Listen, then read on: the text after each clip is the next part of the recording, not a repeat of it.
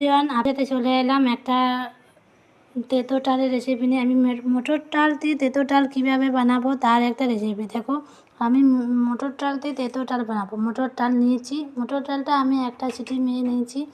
এই মোটা মোটা করলা চাকা চাকা করে কেটে নুন হলুদ মাখিয়ে রেখে দিয়েছি। এখানে লাউ নিয়ে নিয়েছি, লাউ দিয়ে করবো তেঁতো ডালটা মটর ডাল দিয়ে।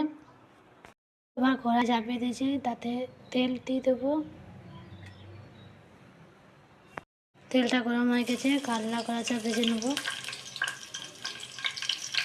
কাল্লা করে আমি লাল লাল করে ভেজে নিয়েছি। লাল লাল করে ভাজলে কী হয় না, তেঁতোটা কম লাগে। এগুলো আমি এবার উঠিয়ে নেবো।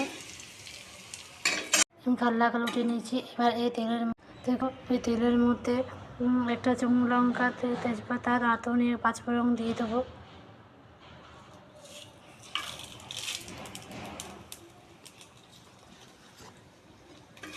এবার ফোড়নটা ভালো করে 2 মিনিট নাড়াচাড়া করবো। এই ডালটা আমি সিদ্ধ করেছি, সেটা দিয়ে দেবো।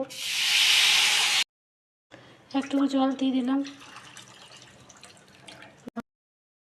মিষ্টি দিয়ে দিলাম, একটু ঘি দিয়ে দিলাম। আমার হয়ে গেছে রান্না।